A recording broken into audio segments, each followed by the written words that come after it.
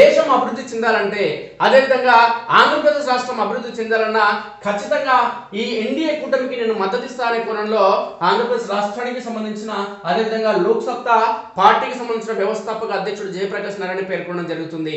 Congress party అనేది ఆ అవినీతి అక్రమాలు చేయడం జరిగింది, ప్రజల భవిష్యత్తుని అంధకారంలోకి నెట్టింది.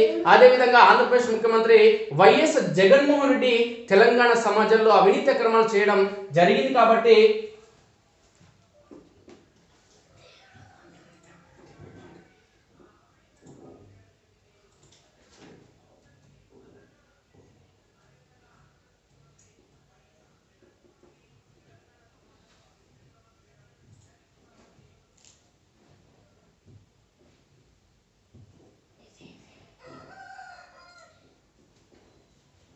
ఖచ్చితంగా నాకు టికెట్ కేటాయించడానికి కూడా ఆయన ప్రయత్నం చేయడం జరుగుతుంది.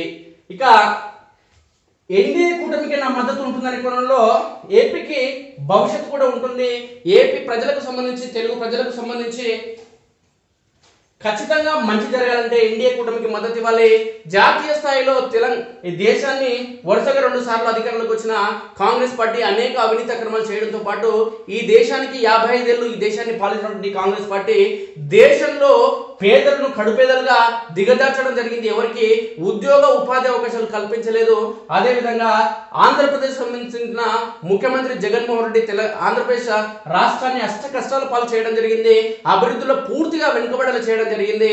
ఏపీ ముఖ్యమంత్రిగా వ్యవహరించినటువంటి చంద్రబాబు నాయుడు గతంలో ఆ రాష్ట్రాన్ని అభివృద్ధి పథంలో నడిపించడం జరిగింది. కానీ అభివృద్ధికి అడ్డుపుల్ల వేస్తూ ఏపీ రాజకీయాలను సర్వనాశనం చేస్తూ కుట్ర కక్షపూరిత రాజకీయాలు చేస్తూ జగన్మోహన్ రెడ్డి ఆంధ్రప్రదేశ్ రాష్ట్రాన్ని సర్వనాశనం చేయడం జరిగింది. కాబట్టి ఎన్డీఏ కూటమికి నా మద్దతు ఉంటుంది. చంద్రబాబు నాయుడు మరోసారి ముఖ్యమంత్రి కావాల్సిన అవసరం ఉంది రాష్ట్ర ప్రజల భవిష్యత్తు కోసం అని కోణంలో జయప్రకాష్ నారాయణ పేర్కొనడం జరిగింది.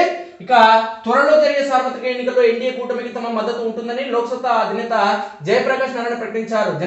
జనసేన, టీడీపీ, బీజేపీ కూటమి రాష్ట్రానికి మేలు చేస్తుందని విశ్వసిస్తున్నామన్నారు. రాష్ట్రంలో సంక్షేమం, అభివృద్ధి, ఉపాధి, పరిశ్రమలకు అవకాశం కల్పిస్తారన్న నమ్మకం తమకు ఉందన్నారు. ప్రజలు, మేధావులు, రైతులు ఆలోచించి రాష్ట్రానికి పిల్లలకు మంచి భవిష్యత్తును చూపించే ఎన్డీఏ కూటమిని గెలిపించాలని విజ్ఞప్తి చేశారు. అప్పులు తెచ్చి సగం జీతభత్యాలకు మరికొంత కైంకర్యం చేసి కొంత దుబారా చేసి మిగిలిన నిధులను సంక్షేమానికి ఖర్చు చేస్తున్నారని విమర్శించారు. సమాజంలో సంక్షేమం అవసరమేనని దానికి ఒక పరిమితి ఉండాలని చెప్పారు. పాలకులు ప్రజల సొమ్మును తమ సొమ్ముగా భావిస్తున్నారని మండిపడ్డారు. ఎల్లకాలం పుచ్చుకోవడం కాకుండా ఎప్పుడు సంపాదించుకోవడం అలవాటు చేసుకోవాలని ప్రజలకు సూచించారు.